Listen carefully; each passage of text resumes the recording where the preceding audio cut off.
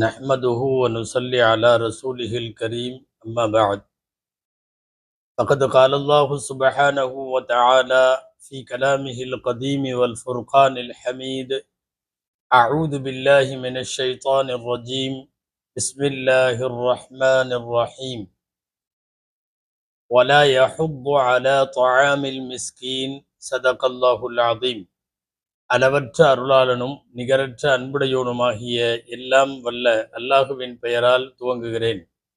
அருமைநாயகம் முஹம்மதுர் ரசூலுல்லாஹ் ஸல்லல்லாஹு அலைஹி வஸல்லம் அவர்களின் மீதும் நற்பாக்கியங்கள் நிறைந்த அவர்களுடைய உம்மத்தின் மீதும் குறிப்பாக இந்த ஜும்மா நன்னாளில் நம் அனைவர் மீதும் எல்லாம் வல்ல அல்லாஹுவின் நல்லருள் என்றென்றும் நிறைவாக உண்டாவதாக. ஆமீன். அல்லாஹு ஜல்ல ஷானுஹு தஆலா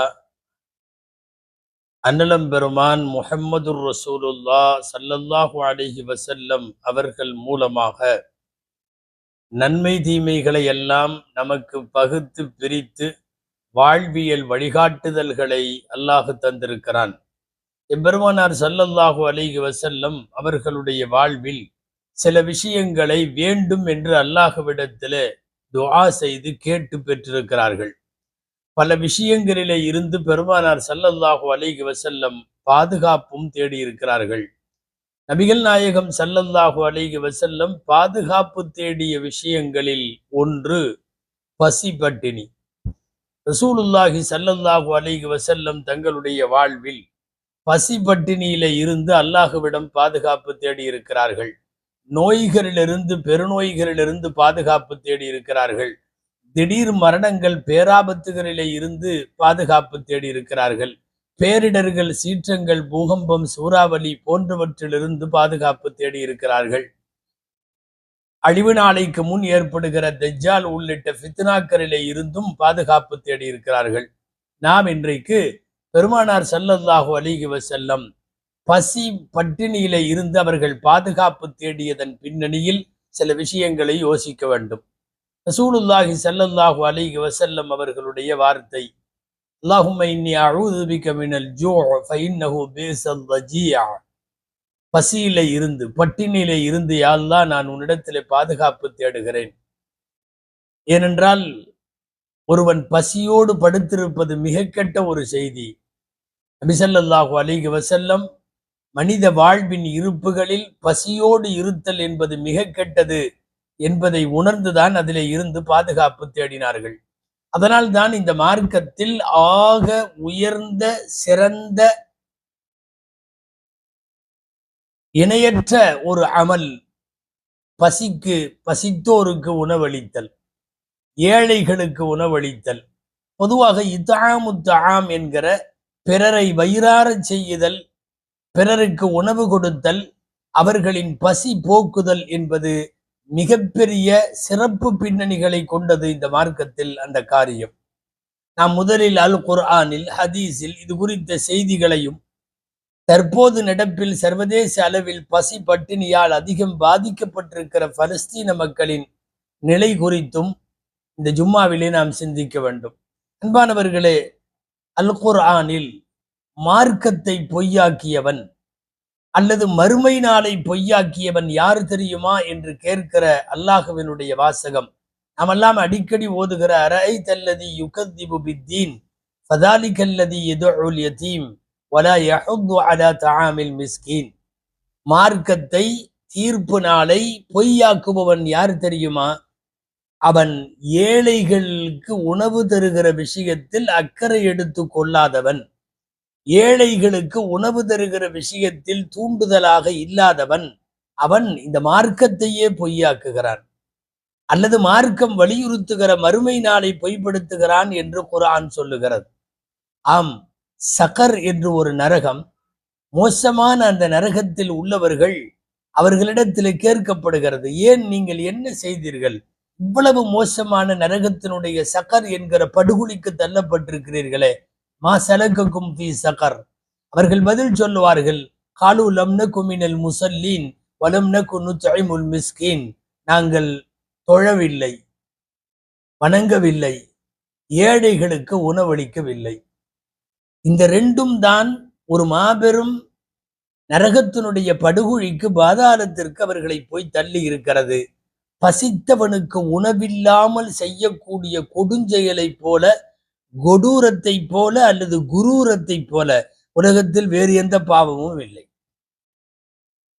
அல்லாஹு ஜல்ல ஷானுஹு தஆலா பல்வேறு இடங்களில் திருமறையில் உணவு கொடுப்பதை, கொடுத்தலின் சிறப்பை, கொடுக்காமல் அதை செய்வதனுடைய பாவத்தை குறித்து பேசுகிறார். ஏன் இன்றளவும் கூட மூசா ஹித்ர் அலைஹிஸ்ஸலாம் 2 நபிமார்கள் ஒரு ஊரிலே போய் சாப்பிடுவதற்கு அவர்கள் உணவு கேட்ட போது அந்த ஊர் மக்கள் உணவு தர மறுத்துவிட்டார்கள் என்பதை காலமெல்லாம் வரக்கூடிய மக்கள் தெரிந்து கொள்ளும் அளவுக்கு, அவர்களுக்கு ஒரு வரலாற்று இழிவை தரும் அளவிற்கு அல்லாஹ் திருக்குரானிலே அதை பதிவு செய்து விட்டான்.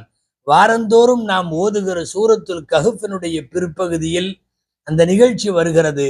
அந்த வார்த்தை இன்றைக்கும் இருக்கிறது. அவ்விருவருக்கும் அவர்கள் விருந்து தருவதற்கு மறுத்து விட்டார்கள் என்று ஒரு ஊரினுடைய மக்களினுடைய குணத்தை சொல்லி, அவர்களினுடைய சாபம் நீண்ட நெடிய காலங்கள் இருக்கும் வண்ணம் அல்லாஹ் குர்ஆனிலே பதிவு செய்கிறான்.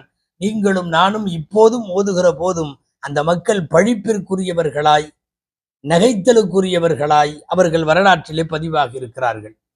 உணவு கொடுக்க வேண்டும் என்பது மட்டுமல்ல, இவர்களுக்கு தேவையில்லாத போது கொடுப்பதல்ல, விரும்பாத போது கொடுப்பதல்ல, பிடிக்காத உணவு கொடுப்பதல்ல.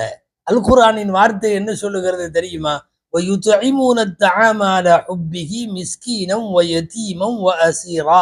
அவர்கள் கைதிக்கு, அதே போல அனாதைகளுக்கு, யத்தீம்களுக்கு, ஏழைகளுக்கு அந்த உணவின் மீது பிரியம் இருப்பதுடன் கொடுப்பார்கள்.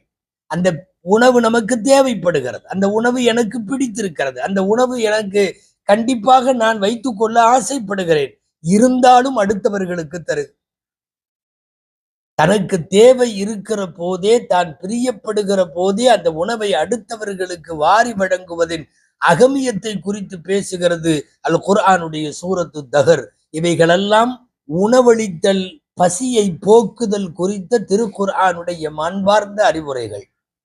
பாருங்கள், நபிகள் நாயகம் ஸல்லல்லாஹு அலைஹி வஸல்லம் இது குறித்து என்ன பேசுகிறார்கள் என்று பார்ப்போம். முதலில் ஒரு செய்தி. எபெருமானார் ஸல்லல்லாஹு அலைஹி வஸல்லம் ஆன்மீக ரீதியாய், அரசியல் ரீதியாய் இஸ்லாமிய முன்னேற்றத்திற்கு பாடுபட்ட அந்த மதீனத்து பயணம் போய் உள்ளே நுழைந்த நிமிடத்தில் எபெருமானார் ஸல்லல்லாஹு அலைஹி வஸல்லம் மதீனாவிலே முதலில் சொற்பொழிவாற்றுகிறார்கள். முதலில் மதீனத்து மக்கள், இதுவரை பார்த்தவர்கள், பார்க்காதவர்கள், புதியவர்கள், பழையவர்கள் என்று எல்லாம் கூடியிருக்கிற சபையில் எபெருமான் ஸல்லல்லாஹு அலைஹி வஸல்லம் முதலில் ஆற்றிய உரையில் அவர்கள் முதலில் செய்த உபதேசம் அத்இமுத் தஆம், உணவளியுங்கள் என்பதுதான். ஒரு பசித்தவருக்கு உணவளிப்பதை தன்னுடைய பிரச்சாரத்தினுடைய முதல் வார்த்தையாய் துவங்குகிறார்கள் பெருமானார் முஹம்மது ஸல்லல்லாஹு அலைஹி வஸல்லம் அவர்கள். நீங்கள் வாசித்து பாருங்கள், சஹீஹுல் புகாரி, சஹீஹ் முஸ்லிம் உள்ளிட்ட நூல்களில் ஈமானுடைய பாடத்திலே இந்த செய்திகள் நிறைய வரும். பல்வேறு நேரங்களில் பலதரப்பட்ட மனிதர்கள் அல்லாஹுவின் தூதரிடத்தில் இந்த கேள்வி கேட்டிருக்கிறார்கள். ஐயுல் இஸ்லாமி ஹைருன், இஸ்லாமில் எது சிறந்தது? அல்லது ஐயுல் ஈமானி ஹைருன், ஈமானில் எது சிறந்தது? அல்லது ஐயுல் அஅமாலி ஹைருன், அமல்களில் எது சிறந்தது? இப்படி கேட்கப்பட்ட ஏராளமான கேள்விகளுக்கு ஸல்லல்லாஹு அலைஹி வஸல்லம் ஒரே பதில் தான் சொன்னார்கள். சொல்ல போனால் இன்னொரு நபித்தோழர் கேட்டது போல, என்னை சொர்க்கத்திற்கு கொண்டு போய் சேர்க்கிற ஏதாவது ஒரு அமல் சொல்லி தாருங்கள் என்று கேட்டபோது கூட, அல்லிம்னி அமலன் யுத்ஹிலுனியல் ஜன்னா என்கிற இந்த அத்தனை கேள்விகளுக்கும் ஒரு பதில் அத்இமுத் தஆம், நீங்கள் ஏழைகளுக்கு உணவளியுங்கள், இல்லாதவர்களின் பசி போக்குங்கள், பட்டினி நீக்குவதற்காக வேண்டி உணவளிக்கிற அந்த கரங்கள் கொடுத்து சிவக்கிற பொற்கரங்கள் என்பது பெருமானார் ஸல்லல்லாஹு அலைஹி வஸல்லமினுடைய வாசகமாக இருக்கிறது. எம்பெருமானார் ஸல்லல்லாஹு அலைஹி வஸல்லம் சலாமை பரப்புங்கள் என்பதையும், பசித்தவர்களுக்கு உணவளியுங்கள் என்பதையும் மதீனாவினுடைய துவக்க பாடமாகவே வைத்திருந்தார்கள். பல நேரங்களில் நிறைய இருப்பவர்கள் கொடுக்க வேண்டும் என்று புரிந்து கொள்ளுவார்களோ என்னவோ என்பதற்குத்தான் இந்த வார்த்தையும் சொன்னார்கள், வலவு பிஷிக்கை தமரா, ஒரு பேரித்தம் பழத்தினுடைய ஒரு கீற்றை பிடிந்து அதன் ஒரு துண்டை கொடுத்தாவது உங்களை நரகத்திலே இருந்து காத்து கொள்ளுங்கள் என்கிற காத்திரமான அந்த நபி மொழி மிக மிக முக்கியத்துவம் வாய்ந்தது. அன்பானவர்களை, ஏழைகளுக்கு பசி போக்க வேண்டும், வறியவர்களுக்கு பசி போக்க வேண்டும், விருந்தாளிகளுக்கு விருந்தோம்பல் மூலம் பசி போக்க வேண்டும், நோன்பாளிகளுக்கு நோன்பு திறக்க கொடுப்பதன் மூலம் பசி போக்க வேண்டும். பசியை நீக்க, பட்டினியை நீக்க இஸ்லாம் முன்னெடுக்கிற ஏராளமான செய்திகள் மனித குலத்தை தாண்டி பிராணிகள், பட்சிகள், பறவைகளுக்கெல்லாம் கூட உணவு தர வேண்டும் என்பதை வலியுறுத்துகிறது இந்த மார்க்கம். ஒரு பூனைக்கு உணவு கொடுப்பதை, ஒரு நாய்க்கு தண்ணீர் வைப்பதை, பிராணிகளுக்கு ஏதேனும் அவர்கள் பசியாறுவதற்கு தருவதை, இவைகளையெல்லாம் கூட புனித செயல்களாய் அங்கீகரிக்கிறார்கள் பூமான் நபி ஸல்லல்லாஹு அலைஹி வஸல்லம் அவர்கள். நீங்கள் கேள்விப்பட்டிருக்கலாம், இஸ்லாத்தில் தண்டனை சட்டங்கள் இருக்கிறது. கைவெட்டுகிற தண்டனை, கல்லறிந்து கொள்ளுகிற தண்டனை, ஒரு கொலைக்கு, படுகொலைக்கு இன்னொரு பழியாக பழிக்கு பழி வாங்குகிற தண்டனை, நிறைய குற்றவியல் சட்டங்களுக்கு தண்டனைகள் உண்டு, சிறை தண்டனைகள் கூட உண்டு. இந்த தண்டனை சட்டங்களின் பாடத்தில் எழுதப்பட்டிருக்கிற ஒரு செய்தி என்ன தெரியுமா? அவன் எவ்வளவு பெரிய குற்றவாளியாக இருந்தாலும் உணவை அவனுக்கு தடை செய்யக்கூடாது. உணவு கொடுக்காமல் வைத்து அதன் மூலம் ஏற்படுகிற பட்டினி சாவு என்பது இஸ்லாமிய தண்டனை சட்டங்களில் வராது. அப்படி செய்யவும் கூடாது, அவன் எவ்வளவு கொடூர குற்றம் புரிந்தவனாக இருந்தாலும். ஏனென்றால் பசி பட்டினியோடு அவன் இறக்கும் வரை வைத்தல் என்பது உலகத்தில் மனித உரிமைகளை அப்பட்டமாய் மீறுகிற குரூரம். அந்த குரூரத்திற்கு இஸ்லாத்திலே அனுமதி இல்லை. வாருங்கள், நடப்பு நிகழ்வை பார்ப்போம். சர்வதேச குற்றவாளியாக உலகத்தில் நடுநிலையாளர்களால் பார்க்கப்படுகிற இஸ்ரேல் இன்றைக்கு அந்த தவறைத்தான் செய்கிறது. பலஸ்தீனத்தினுடைய கஸாவின் மக்களுடைய பட்டினி சாவுக்கு காரணமாக இருக்கிறது அந்த பயங்கரவாத, அகில உலக பயங்கரவாத இஸ்ரேல். தமிழிலோ அல்லது பிற மொழியிலோ தேடி பார்த்தாலும் கூட இவ்வளவு அதிகமான கொடூர செயல்களை புரிந்திருக்கிற ஒருவனுக்கு தோதுவான வார்த்தை கிடைக்கவில்லை. அவனை கொடூரன் என்று சொல்லுங்கள், இஸ்ரேலை குரூரர்கள் என்று சொல்லுங்கள், மனிதகுல விரோதிகள் என்று சொல்லுங்கள், நம்பர் 1 ரவுடி என்று சொல்லுங்கள், உலகத்தை அச்சுறுத்தும் தீவிரவாதி என்று சொல்லுங்கள். இந்த எது சொன்னாலும் நிச்சயமாக அந்த வார்த்தை இஸ்ரேலுடைய ஆட்சியாளர்களை பொறுத்தவரை அந்த வார்த்தை குறைவுதான். அதற்கு மேல் சொல்ல வேண்டும், சரியான வார்த்தைகள் கிடைக்கவில்லை. ஒட்டுமொத்த மனித குலத்தினுடைய விரோதியாக இருக்கிற இஸ்ரேல் கஸாவினுடைய பச்சிலம் குழந்தைகளை பட்டினி போட்டு அதன் மூலம் பரவசம் அடைகிறது. அங்கே இல்லாதவர்கள், வறியவர்கள், பெண்கள், முதியவர்கள், ஏன் தன்னார்வ தொண்டு செய்யக்கூடிய குழுக்கள் கூட பட்டினியால் அவர்கள் இறந்து போகிற மாபாதகத்தை செய்து அதன் மூலம் ஒருவன் சந்தோஷத்தை அனுபவிக்கிறான் என்றால் இந்த விஷ ஜந்துக்கள் உலகத்திலிருந்து அப்புறப்படுத்தப்பட வேண்டியவர்கள், சந்தேகமே இல்லை. அந்த அடிப்படையில் இஸ்ரேல் இன்றைக்கு சர்வதேச அளவில் மனித மீறல்களை செய்திருக்கிற, உரிமை மீறல்களை செய்திருக்கிற ஒரு சர்வதேச குற்றவாளி. பொதுவாக உணவு இல்லாமல் ஒரு நாட்டிலே மக்களும் குழந்தைகளும், யோசியுங்கள், உணவு கிடைக்காமல் சாப்பிட முடியாமல் போகலாம், அல்லது நோய்கள் சில வந்து உணவு இருந்தாலும் கூட அந்த உணவுகளை சாப்பிடாமல் போகலாம், அல்லது தடை ஏற்படுத்தி உணவை கிடைக்காமல் செய்வதன் மூலம் நாம் சாப்பிடாமல் போகலாம். சாப்பிடாமல் இருக்க, வயிறு பசி ஆறாமல் இருக்க இந்த 3 காரணங்கள் தான். அதிலே இந்த 3வது மிக முக்கியமான மாபாதக செயல், உணவுப் பொருட்கள் இருந்தும் நிவாரணப் பொருட்களை உலக நாடுகளும் மனிதநேயம் மிக்க நெஞ்சங்களும் அனுப்பி வைத்தும் கூட சுமார் 6000 ட்ரக்குகள் உணவுப் பொருட்களை அவர்களுக்கு கிடைக்க விடாமல் தடை செய்து வைத்திருக்கிற மனித குலத்தினுடைய மோசமான கொடூரத்தை இஸ்ரேல் செய்திருக்கிறது. அங்கே குழந்தைகள் மட்டுமல்ல, பணி செய்து கொண்டிருக்கிற தன்னார்வ தொண்டாளர்கள், மீட்பு குழுவினர்கள் எல்லாம் கூட பசியால் இறந்து போகிற செய்திகள் நமக்கு சர்வதேச ஊடகங்களில் வந்து கொண்டே இருக்கிறது. ஒரு மிகப்பெரிய சோதனை காலகட்டம். ஆயுதம் தரித்து போராடுவது வேறு, அரசியல் சண்டைகள் நடத்துவது வேறு. ஆனால் நாட்டு மக்களை எல்லாம், குழந்தைகள் உட்பட பசி பட்டினியை கொடுத்து அந்த பட்டினியிலேயே அவர்கள் மரணிக்க வேண்டும் என்கிற மிக மோசமான இந்த குணத்தை மனித குலத்தினுடைய மிகப்பெரிய விரோதி இஸ்ரேல் இன்றைக்கு செய்து கொண்டிருக்கிறது. இதில் வருத்தப்படவோ கொஞ்சம் கருணை காட்டி வார்த்தைகள் பேசவோ தேவையில்லை. இஸ்ரேலினுடைய ஒவ்வொரு இம்மி அளவு செயல்பாட்டுக்கும் ஆதரவு தெரிவிக்கிற அரபு நாடுகள் உட்பட அத்தனை நாடுகளின் அதிபர்களும் துரோகிகள். இதுல சந்தேகம் இல்லை. இதுல எந்த அளவுக்கும் எல்லளவுக்கும் மிகையும் இல்லை.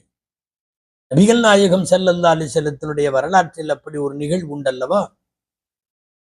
மக்காவில் ஓரிரை கொள்கையை ஏற்க மறுத்த மக்கள் பிரச்சாரம் செய்த பெருமானார் ஸல்லல்லாஹு அலைஹி வஸல்லம் அவர்களையும் அவர்களோடு உள்ள ஈமான் கொண்ட இஸ்லாமிய தோழர்களையும் ஊரை விட்டு விலக்கி வைக்கிறோம் என்று சில நாட்கள் ஊரை விட்டு ஷுஅபே அபி தாலிப் என்கிற இடத்தில் ஒரு மலைமுகட்டு பகுதியில் ஒரு கணவாயில் அவர்களை தங்க வைத்து உண்ண கொடுக்காமல், குடிக்க கொடுக்காமல், யாரோடும் பேச்சுவார்த்தை, அன்னம் தண்ணி புழங்குவதில்லை என்கிற ஊர் விலக்கு செய்யப்பட்டவர்களாய் அவர்கள் வைக்கப்பட்ட போதுதான் இப்படிப்பட்ட பட்டினி கொடுமைகளை அவர்கள் அனுபவித்தார்கள். ஆனால் பட்டினியிலேயே சாவு ஏற்பட்டதாய், மரணம் வந்ததாய் குறிப்பு இல்லை. இன்றைக்கு இருக்கிற பலஸ்தீன் கஸாவில் பட்டினியின் மரணங்கள் பன்னூற்று கணக்கில் தொடர்ந்து கொண்டிருக்கிறது. நாம் மௌனிகளாய் உலகத்திலே இருக்கிற மக்கள் பச்சாதாபப்பட்டு பார்த்து கொண்டிருக்கிறோம்.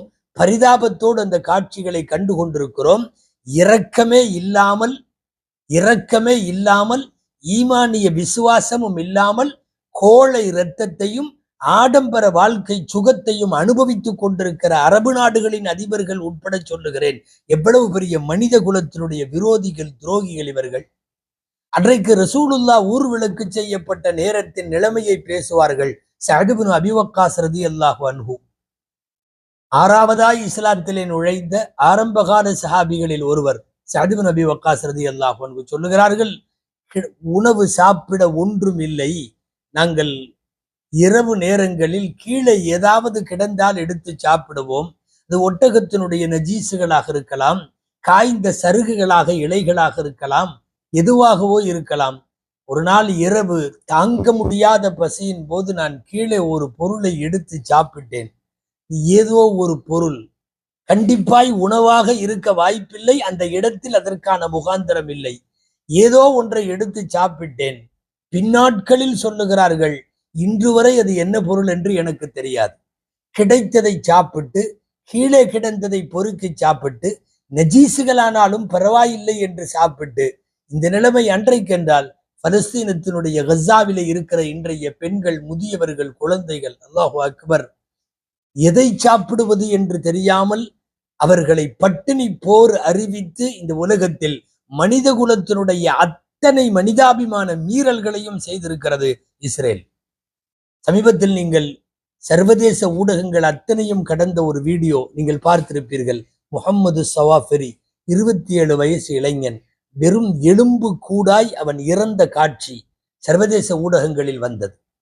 ஒன்றும் இல்லை உடம்பில், வெறும் எலும்பு மட்டும். பெயருக்கு கூட ஒரு இடத்தில் பிடிப்பதற்கு சதை இல்லை. அந்த பிணத்தை வைத்துக் கொண்டு சுற்றி இருக்கிற பலஸ்தீன மக்கள் பேசுகிறார்கள், அரபுகளே பார்த்து கொள்ளுங்கள், இவன் நோயினால் மரணிக்கவில்லை, அவனுக்கு எந்த பெருவியாதியும் இல்லை. திடகாத்திரமான ஒரு 27 வயசு இளைஞன், எதுவும் கிடைக்காமல் எலும்பும் தோளுமாய், ஒட்டிப்போன வயிறும் உடலுமாய் ஒருவன் உலகத்திற்கு தன்னுடைய இறப்பின் மூலம் ஒரு செய்தியை சொல்லுகிறான்.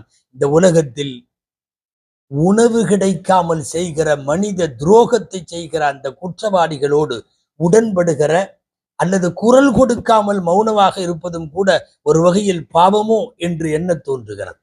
அன்பானவர்களை, இவ்வளவு பெரிய போருக்கும், பட்டினி போருக்கும், மாபாதகங்களுக்கும், பஞ்சமாபாதகங்களுக்கும் பின்னாலே இருந்து இயக்கி வைக்கிற அமெரிக்காவினுடைய அதிபருக்கு சொந்த விமானம் கொடுத்து அன்பளிப்பு வழங்கி அழகு பார்க்கிறார்கள் அரபுலகத்தினுடைய சில அதிபர்கள். அல்லாஹ்விடத்தில் என்ன பதில் சொல்லுவார்கள் என்று தெரியவில்லை. அவர்கள் பட்டினியால் பாதிக்கப்பட்டிருப்பதற்கு காரணம் சுற்றி இருக்கிற அரபுகளே, நீங்களும் தானே. குர்ஆனில் ஒரு செய்தி சொல்லியே ஆக வேண்டும். நபி சாலிஹ் அலைஹிஸ்ஸலாம் அவர்களுக்கு அற்புதமாய் இறைவன் ஒட்டகம் வழங்கினான். நாக்கத்து சாலிஹ், சாலிஹ் அலைஹிஸ்ஸலாமின் ஒட்டகம், அல்லாஹுவால் அருளப்பட்ட ஒட்டகம். அந்த ஒட்டகத்தை தீங்கு செய்யக்கூடாது என்று, வலா தமஸ்ஸூஹா பிஸூஇன் ஃபயஅஹுதுக்கும் அதாபுன் அலீம், அல்லாஹ் எச்சரித்திருந்தான், அந்த ஒட்டகத்திற்கு எந்த கெடுதலும் செய்யக்கூடாது. கூடியிருந்து முடிவெடுத்து ஒரே ஒரு மோசமான ஒரு கெட்ட மனிதனை, ஒரு கொடூரனை அனுப்பி அந்த ஒட்டகத்தை அறுத்து கொலை செய்து விட்டார்கள். குர்ஆனில் என்ன சொல்லுகிறான் அல்லாஹ் தெரியுமா? ஃபஅகரூஹா ஃபஅகரூஹா ஃபஅதவ் அன் அம்ரி ரப்பிஹிம். அவர்கள் தங்களுடைய ரப்பின் உத்தரவை மீறி, அதிலே வரம்பு மீறி அந்த ஒட்டகத்தை அந்த ஊர் மக்கள் அறுத்தார்கள். கவனியுங்கள், அறுத்தது ஊர் மக்கள் எல்லாம் அல்ல, ஒரே ஒருவன். அதையும் குர்ஆன் இன்னொரு இடத்தில் பேசுகிறது. இதிம் பஅஸ அஷ்காஹா, அதிலே உள்ள ஒரு மோசமான துர்பாக்கியசாலி, ஒரு மூதேவி அந்த ஒட்டகத்தை அறுத்தான் என்று சொல்லுகிற குர்ஆன் பல இடங்களில் என்ன வாக்கியம் சொல்லுகிறது தெரியுமா? சிங்குலராக சொல்லவில்லை, புளூரலாக பேசுகிறது, பன்மையாய் சொல்லுகிறது. அவர்கள் அந்த ஒட்டகத்தை கொலை செய்தார்கள்.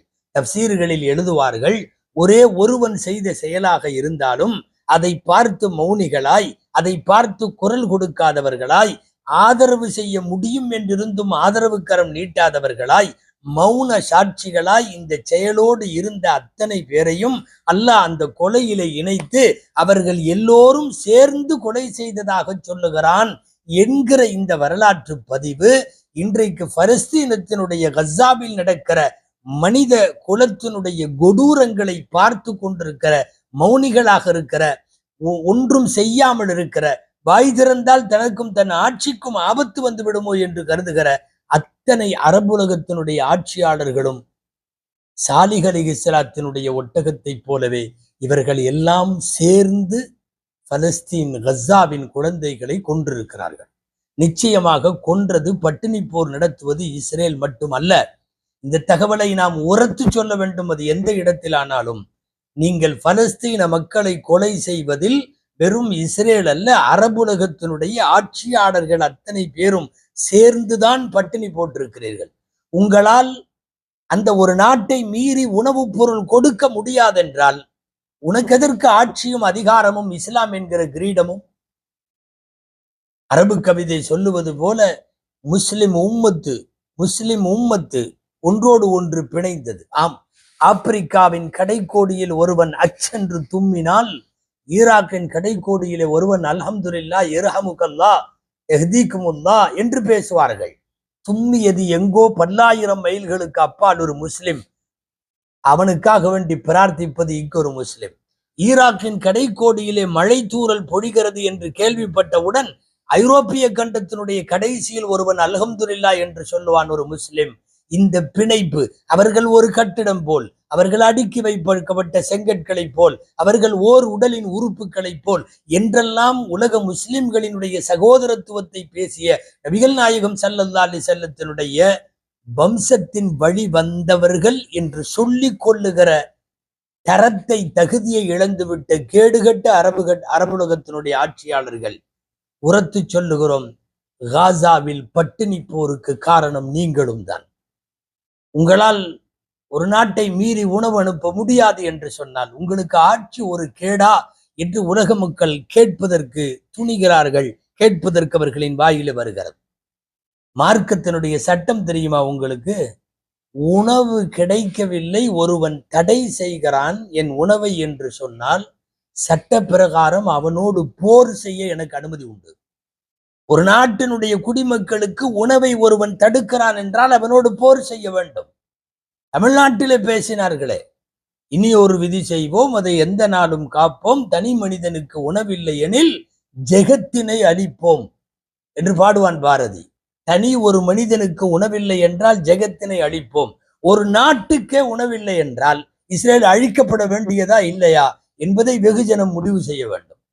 அன்பானவர்களே, அவர்களுக்கு உணவு கிடைக்க தடையாக இருக்கிற இஸ்ரேலுக்கும் அதன் ஆதரவு நாடுகளுக்கும் அடிவருடிகளாய் இருந்து ஜால்ரா தட்டி கொண்டிருக்கிற அரபு நாடுகளின் சமூகம் சேர்ந்துதான் இந்த பட்டினிச்சாவுக்கு காரணம். அல்லாஹ்விடத்தில் நீங்கள் பதில் சொல்ல வேண்டும். இந்த நிகழ்ச்சிகளை எல்லாம் படித்ததற்கு பின்னால், கேள்விப்பட்டதற்கு பின்னால், அல் குர்ஆனும் ஹதீஸும் பசித்தோருக்கு உணவளிக்கும் மாண்பை பற்றி சொன்னதற்கு பின்னால் 2 செய்திகள் உங்களிடம் வேண்டுகோள். அல்லாஹ்விடத்திலே கையேந்துங்கள். வெகு தூரத்திலே இருக்கிற நம்மால் அதைத்தான் செய்ய முடியும். அக்கம் பக்கத்திலே இருக்கிற எகிப்து உள்ளிட்ட நாடுகளில் மனிதநேயம் கொண்ட பல பேர் பாட்டில்களிலே தானியங்களை, உணவுப் பொருட்களை அடைத்து கடலிலே தூக்கி வீசி பலஸ்தீனத்துக்கு கொண்டு போய் சேர்த்து விடு இறைவா என்று பேசுகிற மனித நேயத்தினுடைய மாண்பு நம்மை நெக்குருகச் செய்கிறது, நெகிழச் செய்கிறது. தொலைதூரங்களிலே இருப்பவர்கள் துஆவிற்கு கையேந்துங்கள், வேறொன்றும் வேண்டாம். அல்லாஹ் பலஸ்தீன மக்களை காப்பாற்றுவான் என்கிற துஆவோடு நிறுத்த வேண்டாம். நாசமாய் போன இஸ்ரேலும் அழிந்து நாசமாகட்டும் என்று கேட்பதிலும் எந்த தவறுமோ அத்துமீறலோ அதிலே கிடையாது. இரண்டாவது செய்தி, காசு கேட்டால் கூட கொடுப்பதில் உங்களுக்கு மறுபரிசீலனை இருக்கலாம். யாராவது பசிக்கிறது என்று சொன்னால் உணவு கொடுக்காமல் மட்டும் இருந்து விடாதீர்கள். அல்லாஹ் பாதுகாக்க வேண்டும். இஸ்லாத்தினுடைய துவக்கம் முதல் ஏன் கியாமத்து நாள் வரை, ஏன் இல்லை மறுமையின் மீசானினுடைய நிறுக்கப்படுகிற எடை வரைக்கும் ஒரு பசி உள்ளவனுக்கு உணவு கொடுத்து ஆற்றுவதை போல் சிறந்த எடையுள்ள வேறு பொருள் இருக்க முடியாது. அந்த அமலை தொடர்ந்து செய்வோம்.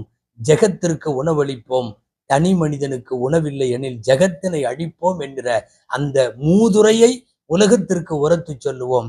எல்லாம் வல்ல அல்லாஹ் பன்னெடுங்காலமாய் பாதிக்கப்பட்டு பரம்பரைக்கே குறைகள் ஏற்படுகிற அளவுக்கு உடல் நோய்களால், சுற்றுச்சூழல்களால், தொற்றுக்களால், மனோவியாதிகளால், ஆதரவுகளை இழந்து நிற்கிற நிலையால் அவதிப்படும் பலஸ்தீனத்திற்கு அல்லாஹ் தக்கதொரு நிவாரணத்தை வழங்கி எதிரிகளை மீண்டும் மீண்டும் ஒரு ஹிட்லருக்கு பிந்தைய யூத சமுதாயத்தை போல் அல்லாஹ் அவர்களை கையிலே எடுத்து சர்வ வல்லமை படைத்த உன்னுடைய ஆதிக்கத்தில் அவர் உன்னுடைய ஆதிக்கத்தில், உனது கட்டுப்பாட்டில் நீ அவர்களை எடுத்துக்கொள்வாயாக என்று அல்லாஹ்விடத்தில் பிரார்த்திப்போம். ஏற்பானாக இறைவன். وآخر دعوانا الحمد لله رب العالمين. السلام عليكم ورحمة الله وبركاته.